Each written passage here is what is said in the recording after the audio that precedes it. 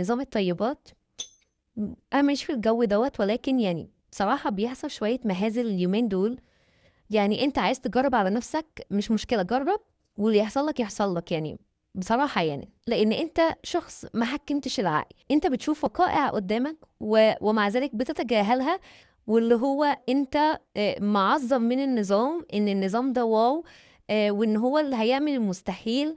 انا يعني للحظات التمست العذر للاشخاص اصحاب الامراض المزمنة، سواء كان السكر او الناس اللي عندها ضغط رغبانيا. السكر والضغط منهم بقوا في المجتمع كتير، فبقوا زي البرد، الناس بقت بتتعامل معاهم زي البرد. ولكن ما ينفعش ان انا اتجاهل مشاعر الناس دي. يعني انا عندي الغده، فكره ان انا كل يوم بصحى في ميعاد محدد علشان اخد الحبايه، او ان انا مثلا لو قلقت مثلا قبلها بنص ساعه فلازم افضل مستنيه نص ساعه رغم ان انا ببقى تعبانه وعايزه انام عشان اخدها، عشان ما تروحش عليا لان هي بتتاخد في ميعاد معين. رخمه ومتعبه، وبتعب فيها كمان اكتر في رمضان. يعني بحس بالرخامه بتاعتها في رمضان.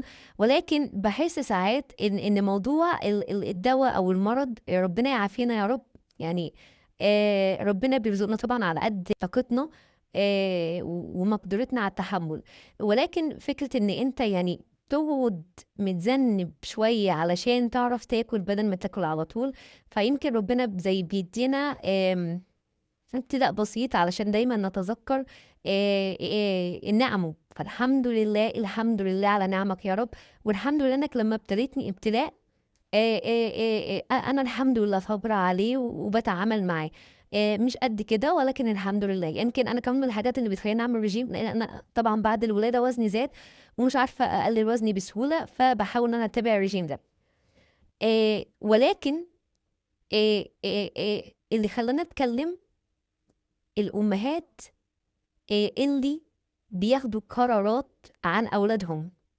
يعني انت كأم، ربنا جعلك أم، فانت بتاخدي قرار عن أطفالك في انك تدخلي لهم نظام تحرميهم من حاجات بحجة ان الحاجات دي هتخليهم كويسين. الأمهات اللي منعت الأنسولين عن أولادها واللي منعت الأدوية تانية عن أولادها وبدأت تحرمهم من البروتين اللي هو الفراخ. آه، يا جماعة انتوا يعني انتوا بجد في وعيكم. الحاجات دي لو هنا في ألمانيا دي من الحاجات اللي بحس ان هي عندنا في ألمانيا هنا بجد، رغم ان ليها بعض المساوئ، ولكن ان هم مهتمين جدا بموضوع الأطفال. فلو واحدة منعت ابنها من الدواء عندنا في مصر، اتعملت الحركة دي هنا في ألمانيا، ابنها يتاخد منها. ما تجيش تقولي ده هيدوه العيلة ومش هيهتموا بيه زي ما انا بهتم. انتي اللي بدأتي اللي انتوا بتعملوه في اولادكم دوت اساءة. يعني ربنا ما يفجع حد في ابنه او بنته، ولكن هو انتي مستنية ان ابنك او بنتك يحصل لها حاجة عشان تصدقي ان النظام ده ضار؟ يعني الناس عماله بتنزل وتقول بيحصل كذا وبيحصل كذا، وناس دخلوا الرعايه وناس دخلوا مش عارفه ايه وفي شخص توفى، وما زلت عماله بشوف كومنتس شتيمه واهانه للي منزلين الفيديوهات اللي عمالين يحاربوا النظام. يا جماعه هو مش اله. انتوا فكره التقديس غريبه، ما قالش حاجه اللي هي تستاهل كل ده. انا مش فاهمه ازاي جه ليكوا قلب ان انتوا تمنعوا اطفالكم عن الدواء. طب انت واحده هتستحملي، انت عارفه هو حاسس بايه. ما تقوليش انت مش حاسه.